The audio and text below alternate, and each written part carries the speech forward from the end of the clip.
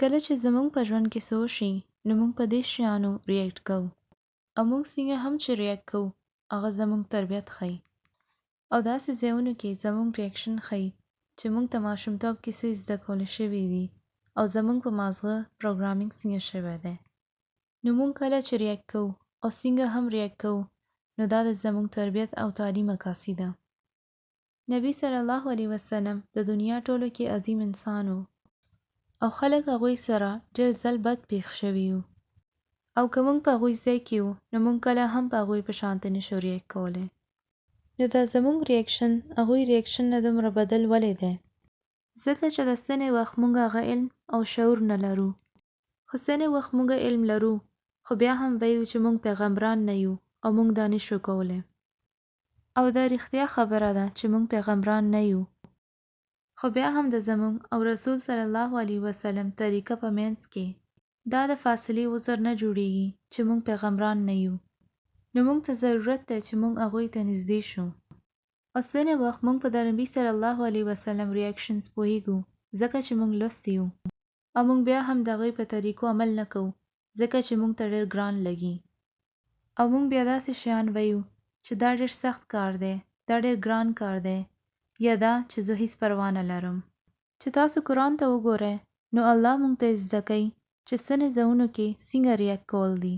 نو الله سبحانه وتعالی قرآن کې وایي الذین اذا اصابتهم مصیبه قالوا ان لله وانا الیه راجعون. نو دلته الله د هغې کس خبره کوي چې کوم باندې د مصیبت راشي، ګران وخت راشي، نو هغه کس پوهیږي چې دا ازمایش ماته خدای لیږلی دی. نو الله د هغې کس نه وایي چې کله هم هغې باندې مصیبت راځي نو هغه وایي ان لله وانا الیه راجعون. نو کله هم چې چا باندې د سخت وخت راشي، د ګران وخت پیښ شي، نو د مؤمن اولنی ریاکشن به وي ان لله وانا الیه راجعون. دنیا کې هر شی د الله ملکیت دی او موږ به هغې ته واپس ځو او الله د ټولو کې زیات طاقت لري. او ځکه دا خپل مرګ ته هم ورسیږم نو زما د مرګ په صرف د دنیا کې به وي، ځکه چې د حقیقت کې زه الله ته واپس ځم چې شانه زه د دنیا کې راغلی وم. د یو مؤمن کله هم نه مري ځکه چې دا مرګ د دنیا عارضي مرګ دی.